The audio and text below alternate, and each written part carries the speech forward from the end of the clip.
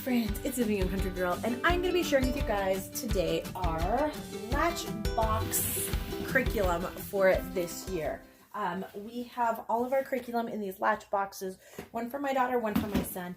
They are heavy. They're not something that you're going to tug with you to the park or something. They are heavy, but it has everything they need in there. And because we've kind of gone from being always doing schoolwork here in the schoolroom / office to kind of doing it different areas in our house, it has made it a lot easier to be able to just move around in our home. Again, like I said, they're too big and too heavy to actually go anywhere with. I think the handles would probably fall off or they would break, but at the same time, for moving around our home, they're a perfect solution and I enjoy that. So I'm going to show you guys the curriculum that we're doing for this year, as well as how I have them stored. Now I did a full, I think I did a full curriculum video already.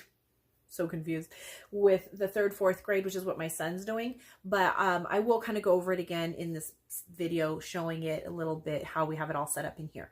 So let me flip the camera and show you guys what we got going on. Okay, so this is my son's box. On top here, we have his regular pencils. He has some dry erase markers, some division flashcards, a ruler, and then he has the twist top coloring pencils in here. So that's his box, kind of simple, nothing too elaborate in there. And then he has some crayons, eraser tape, glue sticks, some flashcards for spelling, and then some sight word cards that we have in here because we're still working with those.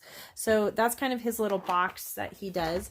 Now, I think I've shown you guys before, but they have a morning basket that includes their science and history and Bible. So that is not in their actual boxes.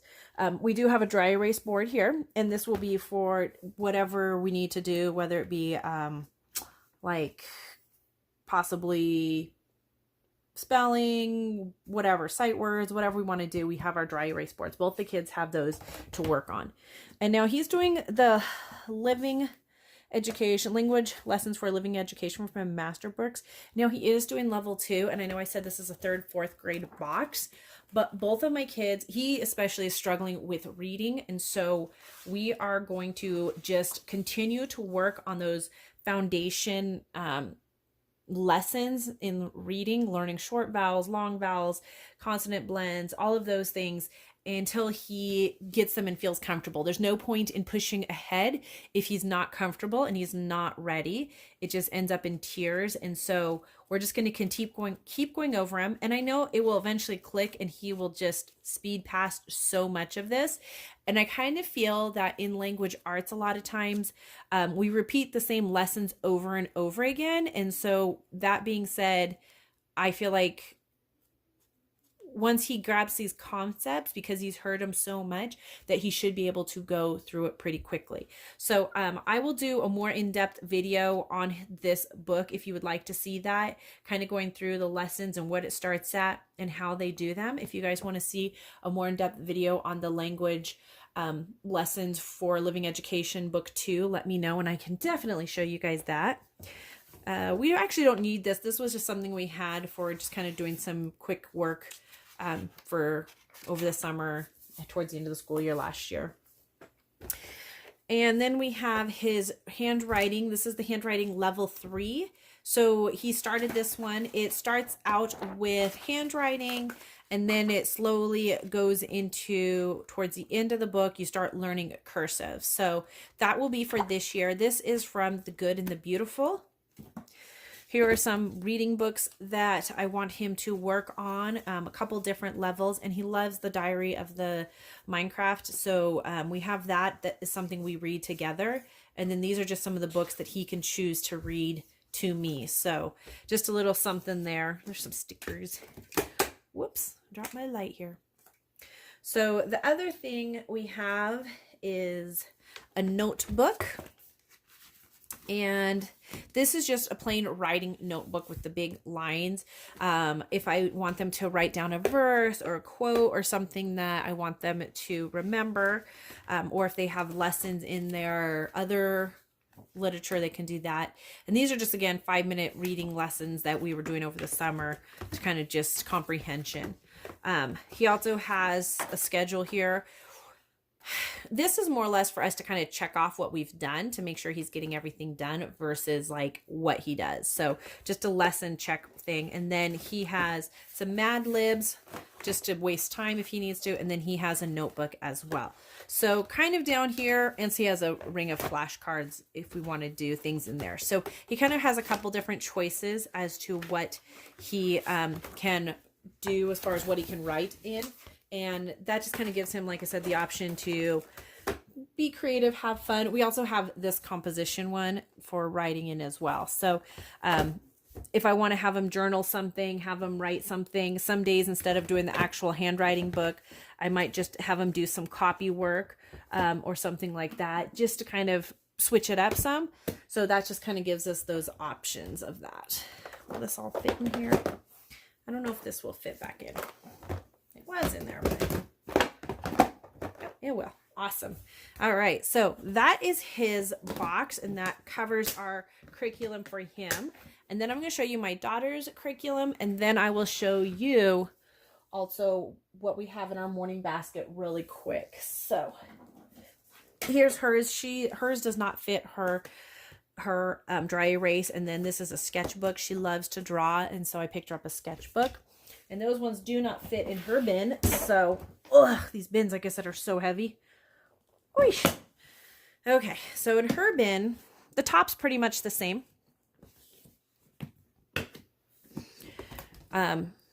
Scissors, pencils, she has a calculator, regular pencils, drawing pencils, and then she has these that were from The Good and the Beautiful from her language arts.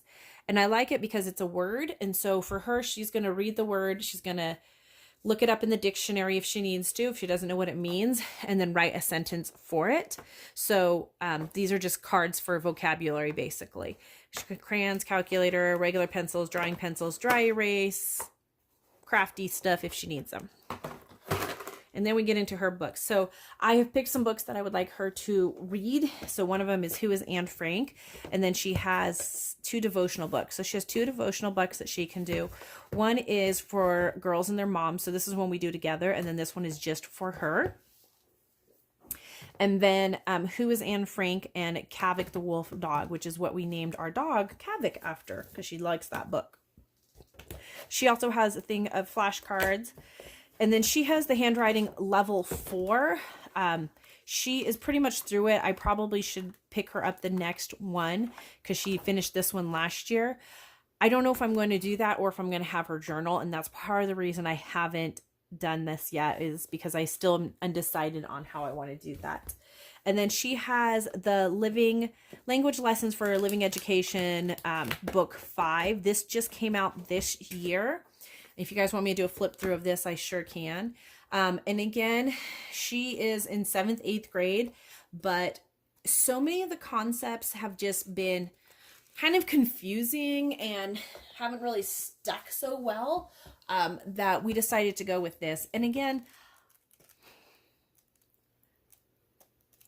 like I loved The Good and the Beautiful, but it got into a lot of diagramming, and I am not a fan of diagramming. And so switching to this kind of is a different word. So here it's like write a sentence using a state of being verb. So you're learning these things that you have learned before, you know, syllables and things that she's learned before, but it's just kind of going over those concepts again. And honestly, you guys, I have a friend who taught 8th grade language arts, English. And I was asking her one time, I was like, what is a such and such again? She's like, I don't know. I'm like, okay, because it came up in Mika's lesson when she was in 3rd grade. And she's like, I would have to look it up. She's like, that's why I have a teacher's manual. Because there's so many. I mean, look at this. You've got a subordinate conjunction, a coordinating conjunction, a collective conjunction. I mean, who remembers the definitions of those? Seriously, who remembers the definition unless you like are an English major? I think most people do not remember a coordinating conjunction, subordinating conjunction, and a correlative conjunction. So I kind of like go through these again because I feel like these are your core foundations to writing. And once you kind of get past that, it's more or less just repeating anyways. And so why not keep it simple? Why start making it super complicated? I feel like this covers all of the pieces of speech that she needs to have, all the parts of speech that she needs to learn to be able to write well without getting super complicated. I can add to this. It has, here's like her spelling quizzes and stuff. I can add to this by having her write book reports, and that will show me a lot about how she writes, and where she's at. But so many of these, like, synonyms, homonyms, those are ones that most people remember, but it's just one of those things where I really feel like it gets so crazy when you start going through all of that. So I want her to be able to write in a way that, is educated and proper, but does she need to know which part of speech is a noun and which is a coordinating? Does she have this? Most likely not. So again, that's just my own personal feeling on the whole matter. And so I figured it'd be better to do something like that. And this is set up to do a 5-day work week. You have day one is focused on short stories. Day 2, you learn and apply grammar rules and strengthen your writing skills. Day 3, or enjoy a short biblical account with a narrative sketch and verse memorization. And day 5, you improve spelling and expand vocabulary usage with the master skills writing. So I absolutely love this. Now we are only doing a 4-day school week, with the 5th day either being a short day, like with catch-up work, or a field trip day. So something like this where they have the biblical narration and verse memorization, because we do Bible every day. If I skip day 4, it's not going to be such a big deal. So I like being able to kind of have a curriculum that kind of has that almost like leeway day. And then she has a big textbook, a notebook for writing, because she will need to do some reports for history and science and stuff. So she has a big book for that, a little Mad Lib, a notebook as well if she just wants to do a simple story, and then her clipboard for if she's working somewhere, where she needs a clipboard to work on.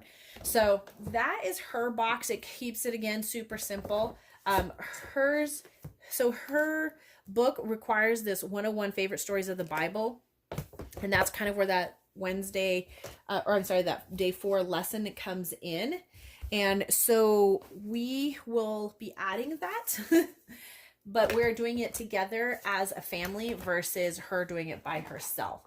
So that's kind of where, like I said, day 4 can kind of be skipped, because we will be doing that as a family every single day instead of doing it just in her lessons by herself. And let me show you guys those last few things. So the Bible curriculum is, we have our Daily Bread for Kids devotional, and then we have the 101 favorite Bible stories, which is the one that they, want to do through there. So we can just kind of correlate along with what they're doing in there, and that can be kind of like our lesson for the day, but we'll do it together as a family. And then we also have another Bible. Oh, she has her own private Bible, and then my son does too. We also have the Illustrated Family Bible Stories, which is another great book that we like to draw a lot out of the Bible from. So this is a really great one just to kind of go through and read it. My kids have their favorites, and they go through them over and over again. And then this one is really nice because it really kind of has the kids dive in deep. You can get a little more deep and start conversations and stuff. So I like using these for their Bible, and so doing the once a week Bible isn't necessary. And then we are doing the American Stories from Master Books. This is the story 1.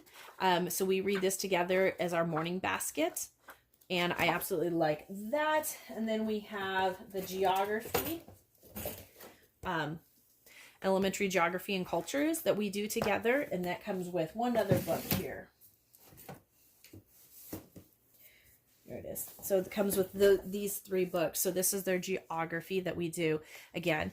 And for morning baskets, we do like a week of geography, and then we switch off and we do a week of history, and then we go back and we do a week of science. So one of the science things that we're doing is the animal book, and it kind of goes in and talks about different animals, and we can just read about different animals, different habitats.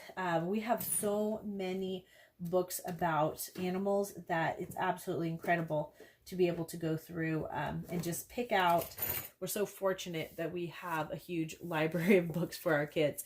So if there's a specific, a specific animal or, you know, species or something that they want to learn more about, then we just go into our science like library area and go pick out from there and can dive deeper. Or worst case scenario, if we don't have the book, we just go to the library and they can research more that way. So it's kind of just like, again, a jumping off point, because we don't like to have such a strict everyday like lesson book work. I feel like our kids learn so much more when they're not that way.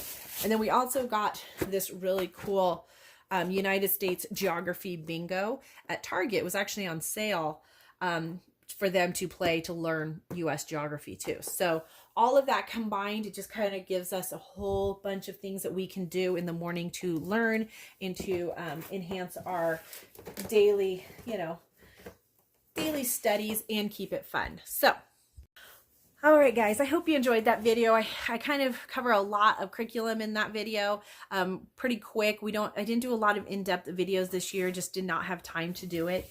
But if there was a specific curriculum that you saw that you would love to see a flip through, more of a review, then please go ahead and comment below and I will definitely get that video out for you guys, hopefully pretty soon. But I hope this helped give you guys an idea of what we're going to be doing this school year. We are really doing a different schedule, and I will talk about that in another video, how we're going to kind of work it around and make it work for us. So thank you guys so much for watching. I hope you guys have a beautiful, blessed day. We'll see you guys all real soon. Bye.